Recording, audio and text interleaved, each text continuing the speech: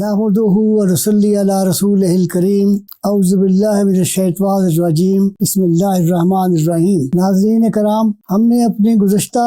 2 ویلاگس میں طلاق کے بارے میں متعدد پہلوؤں پر سیر حاصل گفتگو کی۔ موجودہ ویلاگ میں ہم اس اسلامی طریقے کی وضاحت کریں گے جو اسلام نے ہمیں بتایا ہے، اور آپ محسوس کریں گے کہ اس طریقے کے مطابق اگر عمل کیا جائے تو بہت حد تک طلاق کے وقوع کو کم کیا جا سکتا ہے،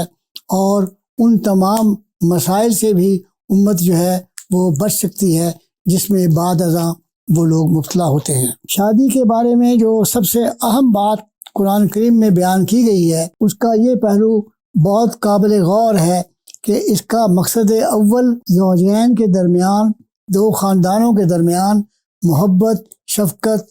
اور مودت و رحمت کا حصول ہے۔ اگر یہ ذہن میں رہے،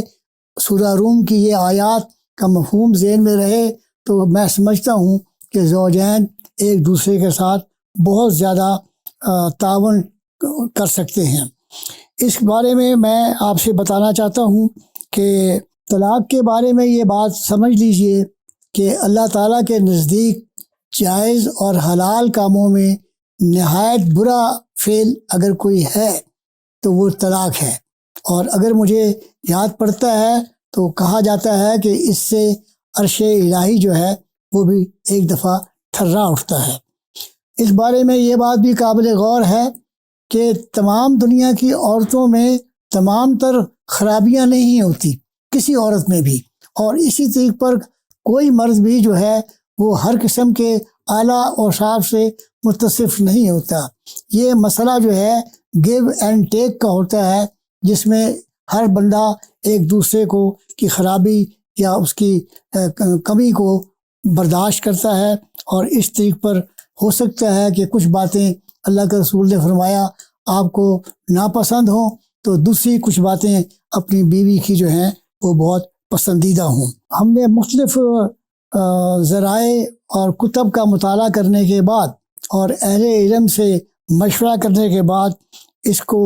ہم نے 3 حصوں میں تقسیم کیا ہے۔ طلاق کا پہلا اور صحیح طریقہ یہ ہے کہ مرد اپنی بیوی کو حالت پاکیزگی یعنی طہر کی حالت میں 1 طلاق دے، اور 1 طلاق دینے کے بعد 3 طہر کی حالت گزرنے کے بعد یہ طلاق جو ہے از خود مؤثر ہو جائے گی، اور فریقین ایک دوسرے سے آزاد ہو جائیں گے۔ تاہم ایک طویل عرصہ، اور اس کی کوئی مدت نہیں، عرصہ 10 سال پہ بھی گزر سکتا ہے، وہ تجدید نگاہ کر سکتے ہیں۔ اس سے پہلے وہ عدت کے مدت کے دوران میں بغیر نکاح کے، اور عدت گزرنے کے بعد تجدید نکاح کے ذریعے سے دوبارہ نکاح کر سکتے ہیں۔ اس میں حکمت یہ ہے کہ اگر عورت کو حمل ٹھہر گیا ہو تو خاوند بھی اپنے بچے کی وجہ سے اس کا خیال کرے گا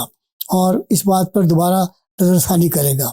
طلاق کا دوسرا طریقہ یہ ہے کہ حالت طہر میں 2 طلاقیں دی جائیں، یہاں بھی اسی طریقے کے مطابق 3 مرتبہ حیض گزرنے اور حمل کے نہ ہونے کا یقین کرنے کے بعد وہ طلاق مؤثر ہو جائے گی۔ تاہم ایک عرصہ گزرنے کے بعد نکاح ثانی کے ذریعے سے زوجین دوبارہ اکٹھے ہو سکتے ہیں۔ ناظرین، اس کی تیسری حالت جو ہے وہ یہ ہے کہ بیک وقت غصے کے عالم میں 3 طلاق ایک مرتبہ دے دی جائیں۔ یہ طلاق مغلظ یعنی حتمی ہوتی ہے، جس کے بعد دوبارہ نکاح نہیں کیا جا سکتا۔ ناظرین، طلاق جیسے اہم معاشرتی مسئلے کے خاتمے پر اس تیسری ویلاگ پر ہم یہ چاہتے ہیں کہ اس بات کو اچھی طرح سے سمجھ لیا جائے کہ اولاً یہ عمل اللہ تعالیٰ کے نزدیک برا ترین عمل ہے جس پر وسعت قلبی کا مظاہرہ کیا جائے۔ زوجین ایک دوسرے کے ساتھ تحمل اور برداشت کا مادہ پیدا کریں، اور حکم یہ ہے کہ عورت پہلی یا دوسری طلاق پر گھر سے باہر نہ جائے، اور نہ ہی خاوند اسے اپنے گھر سے باہر نکالے۔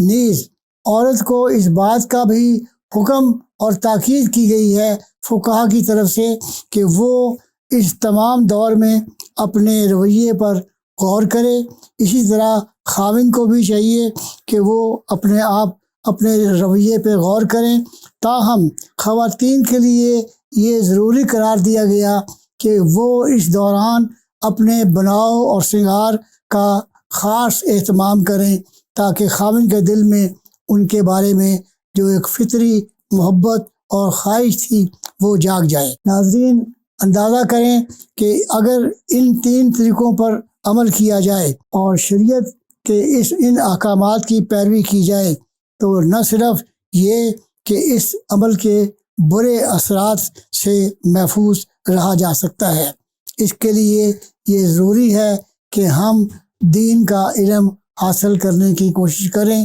جس کے بارے میں ہم نے اپنی پہلے آپ کو کتاب پڑھنے کا مشورہ دیا ہے۔ وما علینا الا البلاغ۔